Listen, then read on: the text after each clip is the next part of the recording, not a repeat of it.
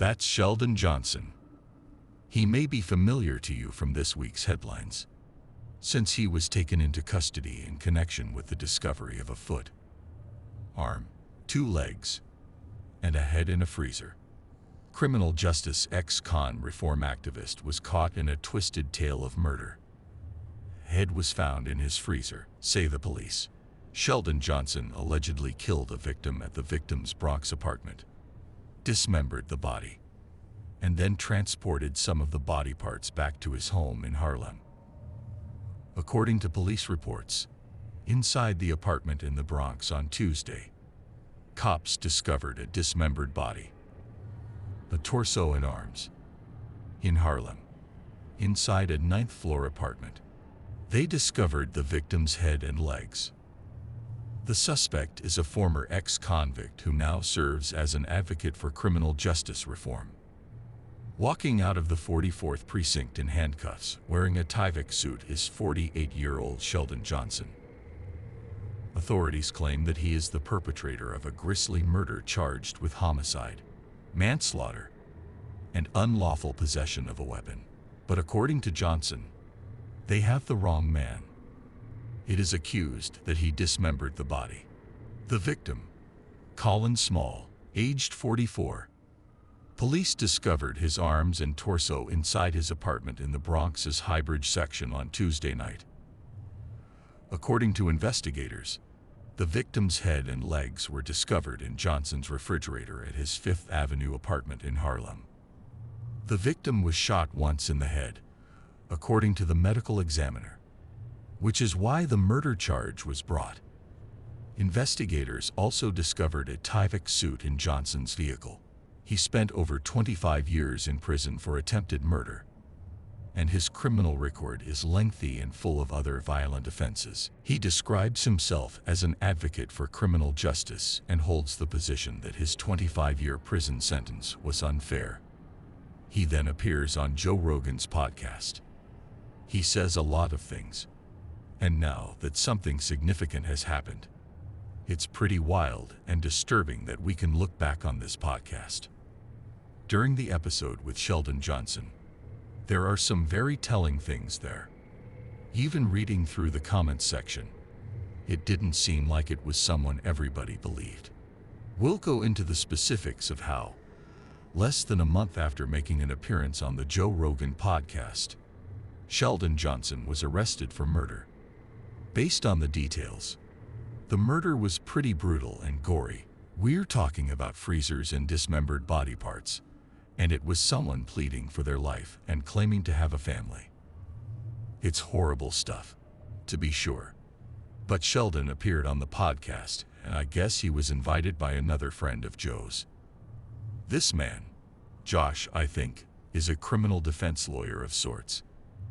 And he pretty much gave Sheldon a pass and invites him for this episode because of his reputation and his relationship with Joe Rogan. Joe believes that Sheldon is the real deal, that he is a good guy, and that he truly is what he claims to be and what he stands for. As a result, he allows him to appear on this episode.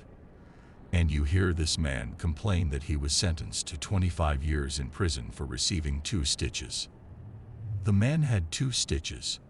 So yeah, 2 stitches earned him a total of 25 years in prison. However, the injustice was never that severe, just never truly accepting responsibility for his actions, expressing regret or regret for them, and so on. He keeps saying, 2 stitches, 2 stitches. But when he goes into detail about the crime he committed to receive these 25 years, it's much more than that. What the gun charge that triggered the felony that allowed them to be able to sentence me the way that they did in 1994. 2 people in particular I gave consignment to, and I ended up getting arrested for a case. And when I sent someone to go pick up the money from them, they kind of just was like, whatever, I'm not paying them. You got arrested for something. Mm-hmm. You're in jail. Yes. These guys figure since you're in jail, we're not going to pay him. Yeah, I'm not going to pay him. And then the case that you were arrested for got dismissed. Got dismissed. Right, I got acquitted. So then you come home. So then I come home and, I need my money. You know, I gave you something, and we had an understanding that you were going to pay me.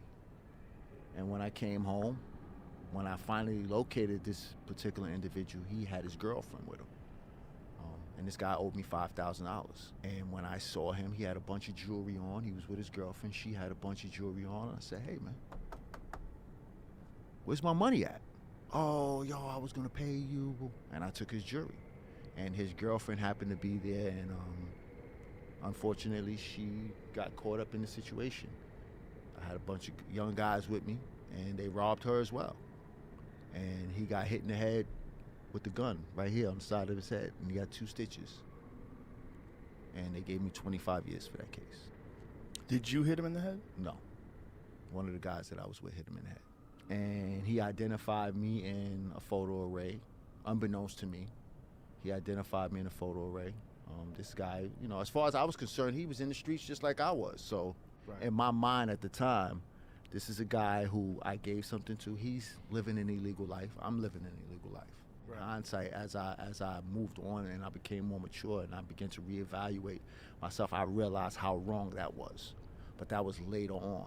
At this time, I committed the crime and I just kept moving. Another guy that I ran into, he also owed me some money.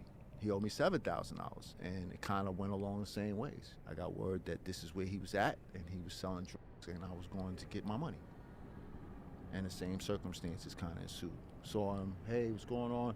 Reading in between the lines and outside the margins without really going into all of the details, I robbed him because he owed me $7,000.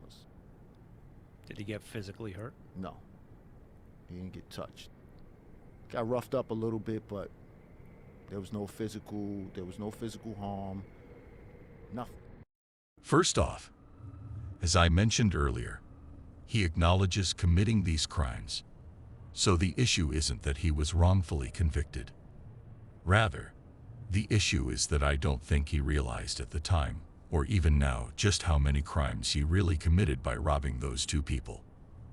It looks like he essentially had a ton of accusations brought against him and was given the maximum punishment for each one, including attempts at murder, robbery with a weapon, and other offenses.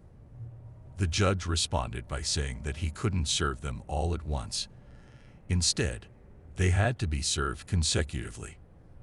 However, if you listen closely to his tone and manner of speaking, it's evident that he still felt that he was operating under a different set of rules on the streets and didn't fully understand why those 2 men would have cooperated with the police, which resulted in his convictions.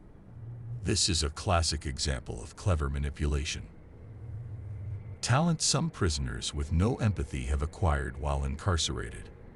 This is an exclusive, last-minute episode. Although it may seem unusual to see this format, we do acknowledge that strange and horrific situations like this one may occur in the future. However, we truly wish that were not the case. If you think we should talk about more events like this, then let us know in the comments area below.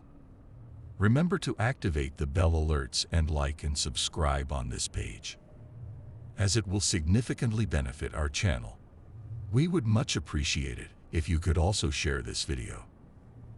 Our objective is to consistently release compelling and high-caliber stories from the recent and distant past. Good night. Sleep tight.